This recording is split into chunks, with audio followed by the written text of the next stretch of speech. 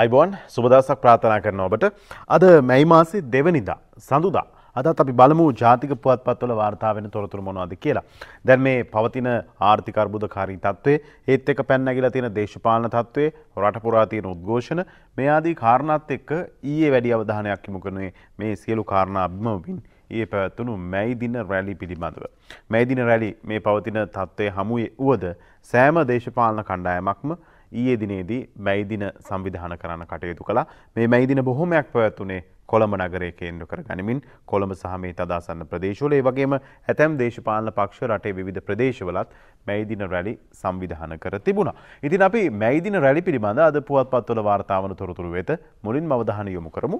මොනවද මේ වගේ කතා වෙලා තියෙන්නේ, මොන වගේ ඡායාරූපද අද පුවත්පත්වල වාර්තා කරලා තියෙන්නේ මැයි දින රැලි පිළිබඳව.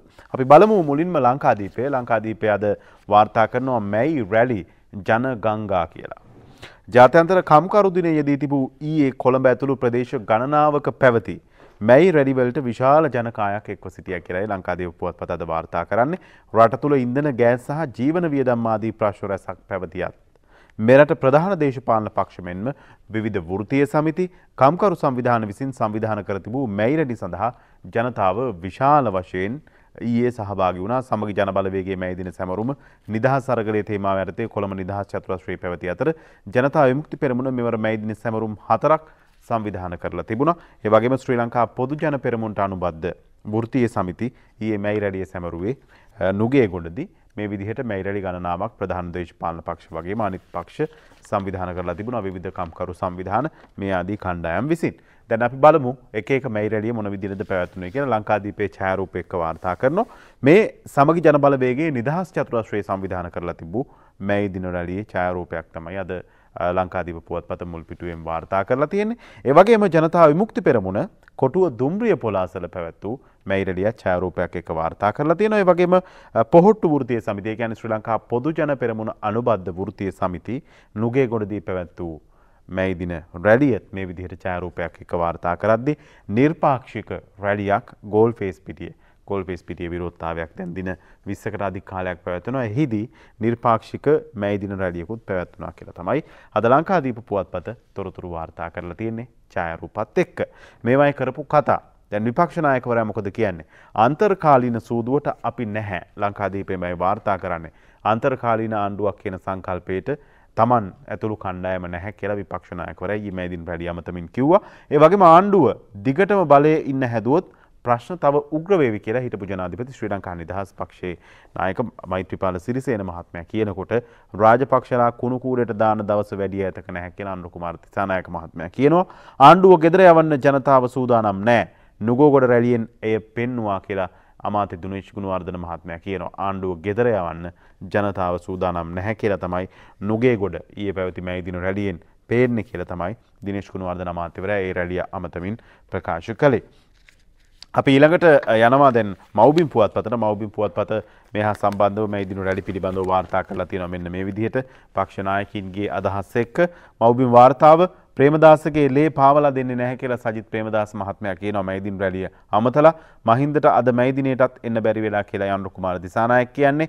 ජනහඬට කන්දී ආණ්ඩුව ගෙදර යා යුතුයි මෛත්‍රීපාල සිරිසේන මහත්මයා හැම කියද්දී වෙනදා අවුරුදු 10කින් වෙන දේවල් මේ අර්බුදය ඇතුලේ දවසකින් වෙනවා කියලා විමල් වීරවංශ මහත්මයා කියනවා. ඒ වගේම ආර්ථික ප්‍රශ්නයට මුල් තැන දෙන්න කියලායි රනිල් වික්‍රමසිංහ එක්සත් ජාතික පක්ෂයේ නායකයා ඉල්ලීමක් කරන්නේ. මව්බිමයි මේ තොරතුරු අද වාර්තා කරලා තියෙන්නේ මැයි දින රැළිවලදී පක්ෂ නායකින් ජනතා නියෝජිතයින් පළ කළ අදහස් පිළිබඳව. ඊළඟට අපි දිවයින පුවත්පතට යනවා. දිවයින පුවත්පත අද මේ විදිහට තමයි මැයි දිනේ පිළිබඳ තොරතුරු වාර්තා කරලා තියෙන්නේ. රටට වින කරන ආණ්ඩුවම අපි ගෙදර යවනවා. නිදහසේ අරගලේ අපි දිනනවා. සජබ කළු මැයි රැළියේදී සජිත් කියයි.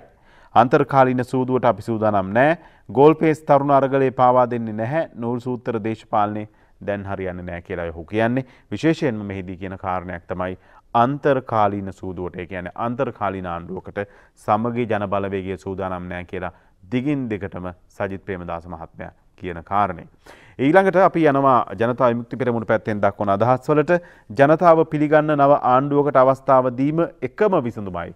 අනුර කුමාර දිසානායක මහත්මයා තමයි කියන්නේ. ජනතා විමුක්ති පෙරමුණේ මැයි රැළියේදී ගෝඨාභය මහින්ද ඇතුළු ආණ්ඩුවම යා යුතුයි, කබ්‍රාල් හිරේ දමනවා, අරගලයක මිටකට ගේන්න නායකත්වයේ දෙනවා, ජනපති රාගමැති රාජ ජනතාවම තීමටත් බැරි වෙලා කියලා ඔහු කියන්නේ. ඒ වගේම අපි ආණ්ඩුව හැදුවේ ගෙදර යන්න නෙවෙයි ඇමති දිනේෂ් ගුණවර්ධන මහත්මයා කියනවා කියලා දිවයින පුවත්පතද වාර්තා කරනවා. විශාල ජන සහභාගීත්වයකින් පැවැත්වුණු නුගේගොඩ රැළියේදී තමයි නුගේගොඩ මැයි දින රැළියේදී තමයි අමාත්‍ය දිනේෂ් ගුණවර්ධන මහත්මයා කියන්නේ අපි ආණ්ඩුව හැදුවේ ගෙදර යන්න නෙවෙයි කියලා. ඒ දිවයින අද ඒ ගැන තොරතුරු වාර්තා කරන විදිය. ඊළඟට අපි අරුණ පුවත්පතට යනවා. අරුණ පුවත්පත වාර්තා කරනවා ඡායාරූප එක්ක අගමැති විශේෂයෙන්ම මේ කාරණාත් එක්ක විශේෂයෙන්ම මේ අරගල මැද රට පුරා මැයි රැළි පැවැත්වුණු ආකාරය තමයි ඡායාරූප එක්ක වාර්තා කරන්නේ. පොදු ජන පෙරමුණ වෘත්තීය සමිති ශ්‍රී ලංකා පොදු ජන පෙරමුණට අනුබද්ධ වෘත්තීය සමිතිවල සහභාගීත්වයෙන් පැවැත්වුණා නුගේගොඩදී මැයි දින රැළියක්. එහි ඡායාරූපයක් සහ ගෝඨාගම ගෝල්ෆේස් විශේෂයෙන්ම ගෝඨාගම ගෝල්ෆේස් මැයි රැළිය පිළිබඳවත් අද තොරතුරු වාර්තා කරලා තියෙනවා ඡායාරූපත් එක්ක අරුණ පුවත්පත. ඒ වගේම අරුණ පුවත්පත මැයි දින කතා පිළිබඳව මෙන්න මේ විදිහටයි වාර්තා කරන්නේ. ජන සම්මුතියකට ජනපතිගෙන් නැවත ආරාධනා. මේ මැයි දින පණිවිඩයක් නිකුත් කරමින් ජනාධිපතිතුමා කර ප්‍රකාශය. පවතින අභියෝග ජය ගැනීම සඳහා ජනතාව වෙනුවෙන් සම්මුතියකට පැමිණීමට සියලු දේශපාලන පක්ෂ නායකයන්ට නැවතත් ආරාධනය කරන බව ජනාධිපති ගෝඨාභය රාජපක්ෂ මහත්මයා මැයි දින පණිවිඩයක් නිකුත් කරමින් ඊයේ සඳහන් කළා. රටේ වගකීම් මම බාර ගන්නවා විපක්ෂ නායක සජිත් ප්‍රේමදාස මහත්මයා හැම කියද්දී අලුත් ආණ්ඩුවක් අවශ්‍යයි මෛත්‍රීපාල සිරිසේන මහත්මයා හැම කියනවා. හදන ජාතික ආණ්ඩුව දෙස අපි බලන් ඉන්නවා කියලායි අනුර කුමාර දිසානායක මහත්මයා කියන්නේ. මේ අර්බුදයේ සෙල්ලමට ගත්තොත් අපට රටක් නැති වෙයි කියලා රනිල් වික්‍රමසිංහ මහත්මයා කියනවා. ඒ විදිහට විශේෂයෙන් විමල් විරාජ මහත්මයා කියනවා මේ අර්බුදයේ සෙල්ලමට ගත්තොත් අපට රටක් නැති වෙයි කියලා. ඒ විදිහට තමයි මැයි දින කතා පිළිබඳව අද අරුණ පුවත්පතේ තොරතුරු වාර්තා කරලා තියෙන්නේ. ඊළඟට අපි අවධානය යොමු කරන්න බලාපොරොත්තු වෙන අරුණ පුවත්පතෙන් පස්සේ දිනමින පුවත්පතට දිනමින පුවත්පතත් අද මැයි දින පිළිබඳව මේ විදිහට වාර්තා කරනවා. එක පවුරක් ලෙස ගමන් කරන වැඩ කරන ජනතා ව්‍යාපාරීතා ප්‍රශංසනීය ශක්තියක් කියලා තමයි අගමැති මහින්ද රාජපක්ෂ මැතිතුමා මැයි දින රැළිය වෙනුවෙන් පණිවිඩයක් නිකුත් කරමින් සඳහන් කරලා තියෙන. මැයි දින රැළිය නුගේගොඩ පැවති පොදු ජන පෙරමුණට අනුබද්ධ වෘත්තීය සමිති සංවිධානය කළ මැයි දින රැළියේදී ඉදිරිපත් කරනු ලැබුවේ අමාත්‍ය දිනේෂ් ගුණවර්ධන මහත්මයා. එහිදී අගමැතිවරයා විශේෂයෙන්ම අවධාරණය කරලා තිබුණේ එක පවුරක් ලෙස ගමන් කරන වැඩ කරන ජනතා ව්‍යාපාරීතා ප්‍රශංසනීය ශක්තියක් බවට පත් වෙනවා කියලා. ඒ කාරණේ තමයි අද දිනමින පුවත්පත වාර්තා කරලා තියෙන්නේ. ඒ වගේම ගෝල්ෆේස් විරෝධතාවයේ නියුතු ජනතා අභිලාෂයන් ඉටු කිරීමට සූදානම් විපක්ෂ නායක සජිත් ප්‍රේමදාස මහත්මයා කියනවා. ඊයේ පැවති මේ රැළියේදී ඔහු කරපු ප්‍රකාශය අද දිනමින වාර්තා කරන්නේ මේ විදිහට. ඒ වගේම ප්‍රචණ්ඩත්වයට නොයා රට පෙරට ගෙන යාම අපගේ වගකීමයි අනුර කුමාර දිසානායක මහත්මයා කරන ප්‍රකාශයත් අද දිනමින මැයි දින රැළියේ තොරතුරු අලලා වාර්තා කරලා තියෙනවා. මේ විදිහට ප්‍රචණ්ඩත්වයට නොයා රට පෙරට ගෙන යාම අපගේ වගකීමයි කියලා තමයි ඔහු සඳහන් කරලා තියෙන්නේ. ඒ දිනමින අද වාර්තා කරන කාරණා පිළිබඳව. දැන් මේ අතරවාරයේදී අද තොරතුරු කිහිපයක්ම වාර්තා කරලා තියෙනවා මේ හා සම්බන්ධ තොරතුරු. ඒ අතරවාරයේදී ඊයේ සමගි ජනබලවේගයේ මැයි දින රැළිය අතරවුර සිදු වූ සිද්ධියක් පිළිබඳව සමාජ මාධ්‍ය ඔස්සේත් කතා වුණා. අද පුවත්පත්වලත් ඒ ගැන තොරතුරු තියෙනවා. මෙන්න මේ කාරණේ. සජබ මැයි රැළිය අස්සේ හරින් ෆොන්සේකා ගැටති. හරින් ප්‍රනාන්දු සහ සරත් ෆොන්සේකා මහත්මයා ගැටීමක් ඇති වෙලා තියෙනවා මේ සජබ මැයි රැළිය ඇතුලේ. ඡායාරූප එක්කේ ගැන වාර්තා කරනවා. කොළඹ නිදහස් චතුරස්‍රයේ ඉදිරිපිට නිදහස් මාවතේ ඊයේ පැවති සමගි ජනබලවේගයේ මැයි දින සැමරු උළෙලේදී එම පක්ෂයේ සභාපති පාර්ලිමේන්තු මන්ත්‍රී ෆීල්ඩ් මාර්ෂල් සරත් ෆොන්සේකා මහතා සහ එම පක්ෂයේ මෙහෙයුම් ප්‍රධානී පාර්ලිමේන්තු මන්ත්‍රී හරින් ප්‍රනාන්දු මහතා අතර ගැටුමක් හටගෙන තියෙනවා. මේක මේ මනුෂ්‍ය නානායකාර මහත්මයයි වගේම තවත් මන්ත්‍රීවරු කිහිප දෙනෙක් එකතු වෙලා බේරලා තියෙනවා. ඡායාරූපත් එක්ක මේ පිළිබඳව අද තොරතුරු දිවෙන පුවත්පත මේ විදිහට වාර්තා කරලා තියෙද්දි ඒ ගැනම අද අරුණ පුවත්පතෙත් මෙන්න මේ විදිහට වාර්තාවක් තියෙනවා. සජබ රැළියේ ෆොනි හරින් ගැටෙති කියලා. අපි බලමු මේ පිළිබඳව අද සවිස්තරාත්මකව මොන වගේ තොරතුරුද වාර්තා කරන්න කියලා. සමගි ජනබලවේගයේ සංවිධානය කර තිබූ මැයි රැළියේදී පාර්ලිමේන්තු මන්ත්‍රී හරින් ප්‍රනාන්දු සහ සජබ සභාපති සරත් ෆොන්සේකා අතර බහින් බස්වීමක් ඇති වෙලා තියෙනවා. මැයි රැළියේ කතික ලැයිස්තුවේ විපක්ෂ නායක සජිත් ප්‍රේමදාසට ප්‍රථම හරින් ප්‍රනාන්දු මන්ත්‍රීවරයා කතා කිරීමට නියමිතව තිබිනි. ඊට පෙර කතාව තිබුණේ පක්ෂ සභාපති සරත් ෆොන්සේකාට. එහෙත් සරත් ෆොන්සේකා මන්ත්‍රීවරයා ප්‍රකාශ කර ඇත්තේ විපක්ෂ නායකවරයාට ප්‍රථම තමන්ට කතාව අවශ්‍ය බවයි. එම කරුණ මුල් කරගනිමින් මන්ත්‍රීවරුන් දෙදෙනා අතර ගැටුමක් ඇති වූ අතර මනුෂ්‍ය නානායක්කාර මන්ත්‍රීවරයා මැදිහත්ව හරින් ප්‍රනාන්දු මන්ත්‍රීවරයා එම ස්ථානයෙන් ඉවත් කර තිබෙනවා. කෙසේ වෙතත් අවසානයේ විපක්ෂ නායකවරයාට ප්‍රථම හරින් ප්‍රනාන්දු මන්ත්‍රීවරයා ජන් වැලිය ආමන්ත්‍රණය කරලා තියෙනවා කියලා තමයි සඳහන් කරලා තියෙන්නේ. මේක මේ රූපරාමුත් එක්ක සමාජ මාධ්‍යයෙම පළ වෙලා තිබුණා මේ ගැටුම්කාරී තත්ත්වය පිළිබඳ. මේ අතරවාරයේදී තවත් තොරතුරක් තියෙනවා. ඒ තමයි සමගි ජනබලවේගයේ පාර්ලිමේන්තුවට පිවිසුණු තවත් ප්‍රධාන චරිතයක් තමයි පාර්ලි චාම්පික රණවක මහත්මයා. පාර්ලි චාම්පික රණවක මහත්මයා ඊයේ මැයිරලේට ආවේ නැහැ කියලා තමයි අද ලංකාදීප පුවත්පත වාර්තා කරලා තියෙන්නේ. ඒ ගැන සවිස්තරාත්මකව බැලුවොත් අපි විශේෂයෙන්ම සජබ මැයිරලියට පෙළපාලියට පාටලි නැහැ. ඒ ලංකාදීප වාර්තාවක්.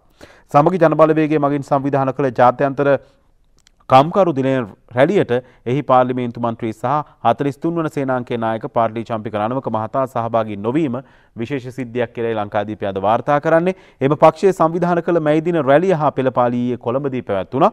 එම පෙළපාලිය හෝ රැළිය යන කිසිවකට පාර්ලි චාම්පික රණවක මහතා සහභාගී නොවූ අතර ඔහු පසුගිය 26 වෙනිදා මහනුවරින් ආරම්භ කළ සමගි ජනබලවේගයේ පාගමනටද සහභාගී නොවූ බව සඳහන් වෙනවා කියලා තමයි අද ලංකාදීප පුවත්පත වාර්තා කරන්නේ. පසුගිය 26 වෙනිදා ඉඳන් ඊයේ දක්වාම මහනුවර ඉඳන් පාගමනින් තමයි සමගි ජනබලවේගයේ නියෝජිතයන් ජනතා නියෝජිතයන් පැමිණියේ. නමුත් මේ සඳහා සියලුම ජනතා නියෝජිතින් සහභාගී වුණත් පාර්ලි චාම්පික රණවක මහත්මයා සහභාගී වෙලා නැහැ. ඊයේ මැයිරැළියට සහභාගී වෙලත් නැහැ කියලා අද ලංකාදීප තොරතුරක් වාර්තා කරලා තියෙනවා. ඊළඟට අපි දැන් මේ පවතින දේශපාලන අර්බුදකාරී තත්ත්වය ගැන කතා කළොත් ඒ ගැන අද තොරතුරු කිහිපයක් තියෙනවා. අද පුවත්පතෙන් උපුටා ගන්නවා විශ්වාස භංගයක් පිළිබඳව කතා වුණා. විශ්වාස භංගයට මොන වගේ දෙයක් වෙයිද? ආණ්ඩුවට එරෙහිව විශ්වාස භංගයේ බදාදා කතානායකට බාර දෙනවා කියලා තමයි මේ තොරතුරේ අද වාර්තා කරන්නේ.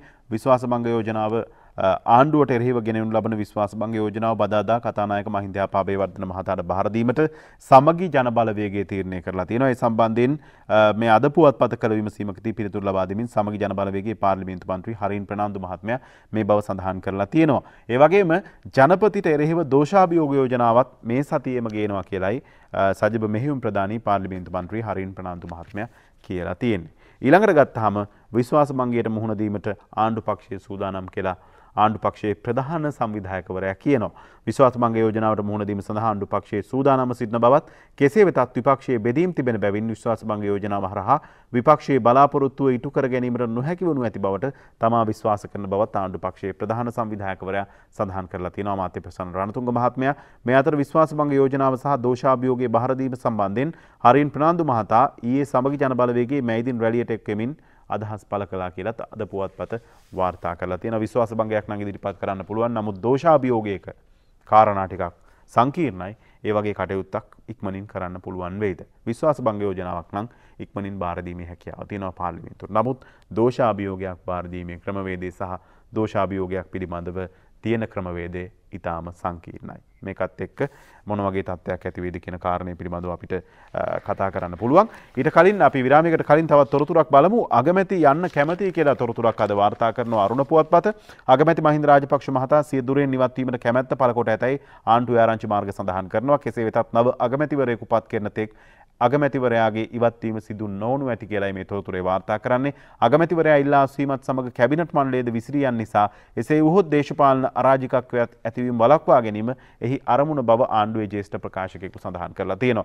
අපේ ජන ජීවිතයට බලපාන ඊළඟ කාරණය තමයි මේ බලශක්තිය විශේෂයෙන්ම ඉන්ධන ප්‍රමාණවත් පරිදි තියෙනවද නැද්ද? ඉන්ධන පෝලිම් වල පහුගිය කාලේ ටිකක් වැඩිපුර හිටියා. නමුත් පහුගිය දවස් දෙක තුනෙන් අපිට නැවතත් මේ පෝලිම් තත්ත්වයක් දක්නට ලැබුණේ නැහැ ඉන්ධන අවට. නමුත් මේ පෙරේදා වෙනකොට පෙරේදා මධ්‍යම රාත්‍රිය වෙනකොට ඉන්ධන ප්‍රවාහනය කරන බෞසර රථ හිමියන් වැඩ වර්ජනයක් ආරම්භ කරලා තියෙනවා. මේ තත්ත්වයත් එක්ක ඇතැම් ඉන්ධනහල්වල ඉන්ධන හිගයක් මේ දවස්වල නැවත පටන් අරගෙන තියෙනවා. ඉතින් මේ තත්ත්වයට විසඳුම් දෙන්නත් මේ වෙනකොට බලශක්ති අමාත්‍යාංශය කටයුතු කරලා තියෙනවා. විදුලි බල හා බලශක්ති අමාත්‍යාංශය. ඒ කාරණා පිළිබඳව අපි අවධානය යොමු කරන්න බලාපොරොත්තු වෙනවා. විශේෂයෙන්ම ප්‍රවාහන වියදම් ඉහළ දමන ලෙස ඉල්ලා තෙල් බෞසර කරුවෝ වර්ජනයේ ප්‍රදේශ රැසක ඉන්ධන පිරවුම් හල්වල ඉන්ධන නැහැ. හැකිනම් ඉන්ධන ටැංකි රථ හිමියන්ගේ බලපත්‍ර අහෝසි කර පෙන්වන ලෙස ඇමතිට අභියෝගයකුත් ඉදිරිපත් කරලා තියෙනවා අද පුවත්පත. දැන් මේ හා සම්බන්ධයෙන් අද කතා කරද්දී ඉන්ධන හා ගැටලුව සම්බන්ධයෙන් අරුණ පුවත්පතේ මෙන්න මේ විදිහේ තොරතුරක් තියෙනවා. අරුණ පුවත්පත වාර්තා කරන්නේ මේ හා සම්බන්ධව විශේෂයෙන්ම ඉන්ධන බෙදන ටැංකි 800න් 300ක් මේ වෙනකොට ඉවත් වෙලා තියෙනවලු. ඉන්ධන ප්‍රවාහන සඳහා නව සැපයුම්කරුවන් ලියාපදිංචි වහාම ආරම්භ කරන ලෙසත් සේවයට වාර්තා කිරීමට අපොහොසත් වන සැපයුම්කරුවන්ගේ ලියාපදිංචි අවලංගු කරන ලෙසත් ලංකා khani තෙල් තොග ගබඩා පරායන්තේ සමාගම විශේෂ බාර ඇමති කාංචන විජේසේකරට දන්වා තියෙනවා කියලා තමයි අද තොරතුරු වාර්තා කරන්නේ. ටැංකි 800ක් ඉන්ධන බෙදීමේ කාර්යයට දායක වෙනවා. නමුත් 300ක් මේ වෙනකොට ඉවත් වෙලා තියෙනවා.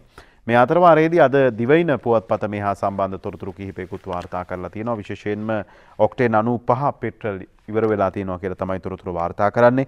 දිවයින පුරා පිහිටි සිපෙට්කෝ ඉන්ධන වල ඔක්ටේන් 95 වර්ගයේ පෙට්‍රල් අවසන් වෙලා තියෙනවලු.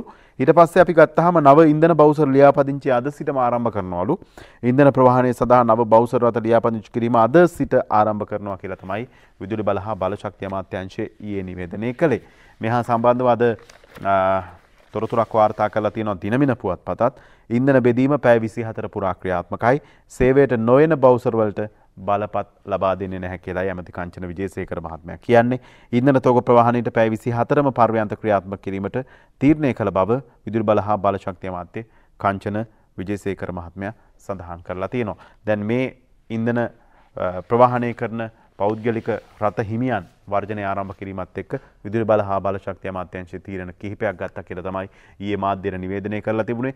තීරණ කිහිපය අතරින් එකක් තමයි නව බලපත්‍ර ඉන්ධන ප්‍රවාහනයට බවුසර් හිමියන්ට නව බලපත්‍ර ලබා දීම. මේක ඉතාම ඉක්මනින් ඉටු කරන්න, ඒ වගේම දුම්රිය මගින් ප්‍රවාහනය කරන ඉන්ධන ප්‍රමාණය වැඩි කරන්නත් මේ වෙනකොට තීරණයක් අරගෙන තියෙනවා. මේක ලාභදායී, මේක ස්ථිර විසඳුමක් නිසා විශේෂයෙන්ම මේ ලංකාව පුරා තියෙන කනිජ තෙල් ඩිපෝවලට දුම්රිය මගින් ඉන්ධන ප්‍රවාහනය කිරීම වැඩි කරන්න මේ වෙනකොට තීරණයක් අරගෙන තියෙනවා. ඉතින් මේ වගේ තීරණ කිහිපයක්ම අරගෙන තියෙනවා කියලා තමයි විදුලි බල හා බලශක්ති අමාත්‍යාංශය සඳහන් කළේ. කොහොම හරි කමක් නැහැ මේ තීරණ අරගෙන ජනතාවට අපහසුතාවයකින් තොරව ඉන්ධන සැපයුම ලබා දෙන්න පුළුවන් නම් මේ වෙලාවේ ඒක තමයි වඩා වැදගත් වෙන්නේ. මොකද ජනතාව හැම පැත්තෙම අපහසුතාවයට පත් වෙනවා. මේ පෝලිං කියන කාරණේ දැන් ටික කාලෙකින් නම් ජනතාවට එපා වෙලා තියෙන්නේ. ඒ නිසා මේ තත්ත්වයන් ආය ඇති නොවෙන්න හැමෝගෙම වකීමක් හැටියට සලකලා මේ කටයුතු වහාම විසඳන්න මැදිහත් වීම තමයි වඩා වැදගත් වෙන්නේ. ඊළඟට අපි ගියොත් එහෙම තවත් තොරතුරු කිහිපයකට ඒ තමයි දිනමින පුවත්පත වාර්තා කරන තවත් තොරතුරක්. මේ පෞද්ගලික වැඩවර්ජන පිළිබඳව වාර්තා කරද්දී ඉකුත් වසරේදී පෞද්ගලිකාංශයේ වැඩවර්ජන වලින් මිනිස් දින 1,16,770ක් අහිමි වෙලා තියෙනවලු. මහ බැංකුව තමයි මේ විදිහට සඳහන් කරලා තියෙන්නේ. දැන් මේ වැඩවර්ජන උද්ඝෝෂණ මේ ආදී කාරණාත් එක්ක මිනිස් දින 1,16,770ක් රටට අහිමි වෙලා තියෙනවා කියලා මහ බැංකුව වාර්තාවකින් පෙන්වලා තියෙනවා. ඊළඟට අපි දිනමින පුවත්පතින් තවත් තොරතුරු කිහිපයක් උපුටා ගන්නවා. කළුකඩ මාෆියාව මඩින්න ආනයනික පොහොර වලට මිල සූත්‍රයක් හඳුන්වා දෙන්න තීරණය අරන් තියෙනවා. පොහොර නැවක් කොළඹ වරායට ඇවිල්ලත් තියෙනවලු.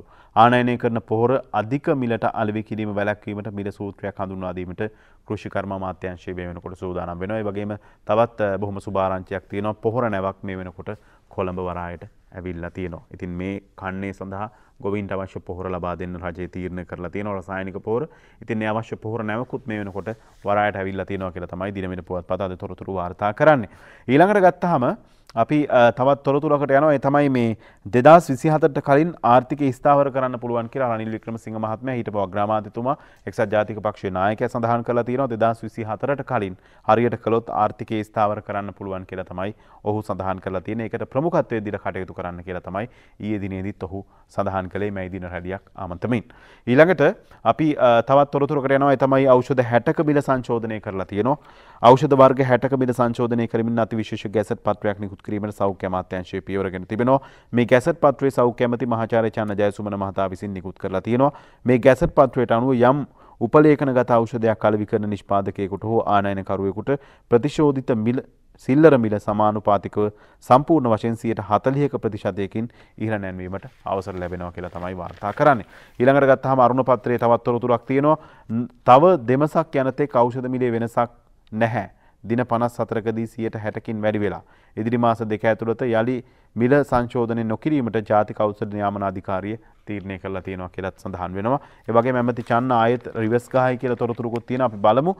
COVID-19 පූර්ණ වෙනත් කරන නොකල පුද්ගලයෙකු කිසිවිටකත් පොදු ස්ථානවලට ඇතුළු වීමට නොහැකි බව සඳහන් කරමින් නිකුත් කළ ගැසට් නිවේදනයේ සෞඛ්‍ය අමාත්‍යාංශයේ ඊයේ අවලංගු කරලා තියෙනවා. සෞඛ්‍ය ඇමති චන්න ජයසුමන මෙම නිවේදනය අවලංගු කර තිබෙනවා කියලා තමයි තොරතුරු අද වාර්තා කරන්නේ. ඒ අතර වාරයේදී ඖෂධ වර්ග 76ක හිගයක් තියෙනවලු. පෞද්ගලික රෝහල්වල හදිසි සැත්කම් පමණයිලු සිදු කෙරෙන්නේ. හදිසි ප්‍රතිකාර ඖෂධ විදේශ දානපතින්ගෙන් ගන්න වැඩපිළිවෙලක් මේ වෙනකොට සකස් කරලා තියෙනවා. මහාචාර්ය චන්න ජයසූන මහත්මයා සෞඛ්‍ය අමාත්‍යවරයා මේ හා සම්බන්ධයෙන් මේ ඖෂධ හිඟේ සම්බන්ධයෙන් දීර්ඝ පැහැදිලි කිරීමක් පසුගිය දවසක පාර්ලිමේන්තුවේදී සිදු කරා.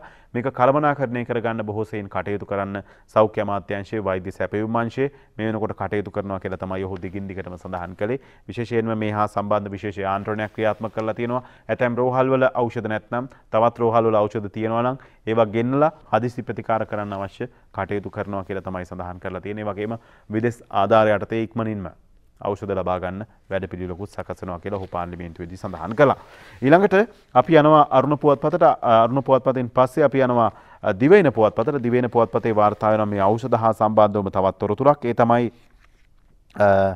මේ ඖෂධ ඉන්දියාවෙන් බෙහෙත් වර්ග 95ක තොගයක් ශ්‍රී ලංකාවට ලබා දෙන්න තීරණයක් අරගෙන තියෙනවලු.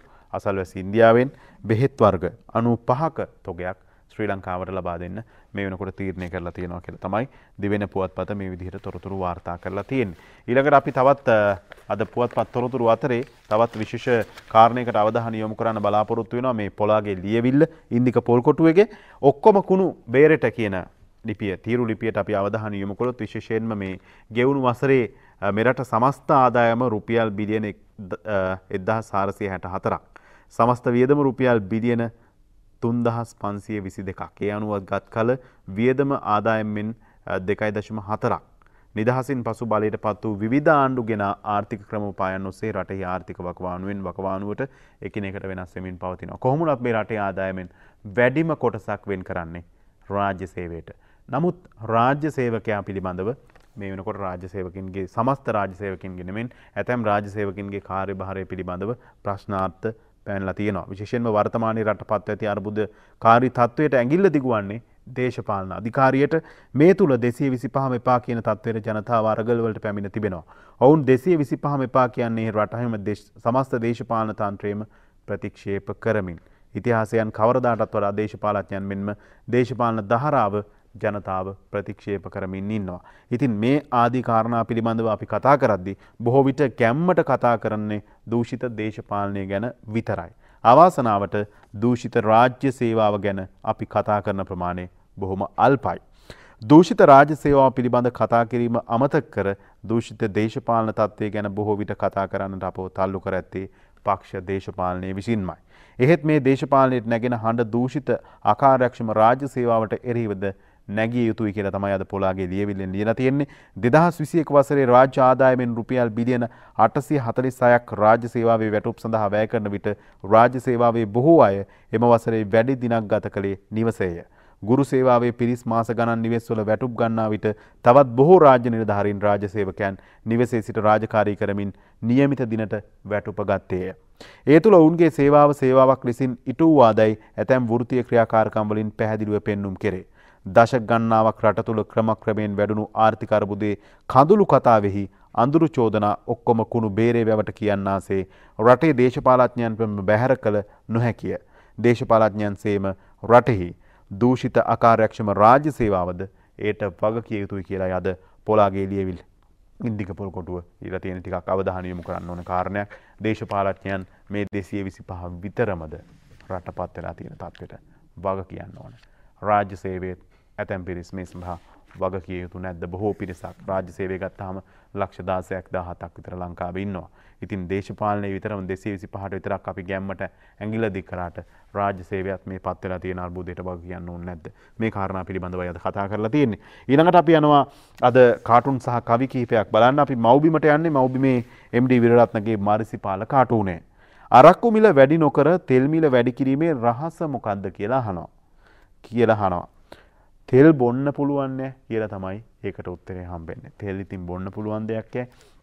ඊට පස්සේ අපි අරුණ පුවත්පතට ගියොත් අරුණ පුවත්පතේ කාටුනේ අද හසන්ත විජේනායකගේ හුරේරා මගේ කාලේ කිසිම රටක් තරහ කරගත්තේ නෑ කියලා මෛත්‍රී කියනවා.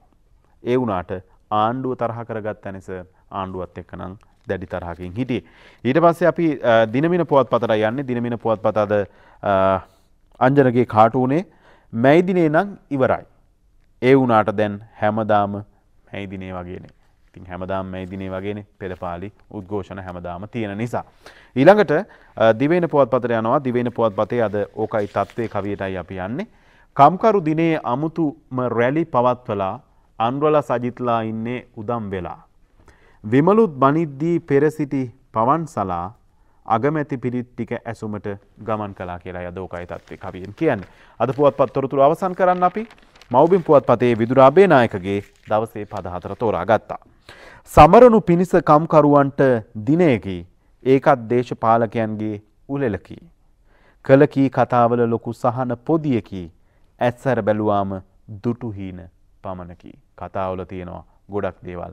නමුත් ඇස් ඇරලා බැලුවාම ඒකත් හීන පමණක් කියලා තමයි අද කියන්නේ විදුර අබේනායක දවසේ පද 4. ඒත් එක්ක අදට පුවත්පත් තොරතුරු වලින් සමුගන්නවා. ඔබට ප්‍රාර්ථනා කරනවා යහපත් සුබ දවසක්.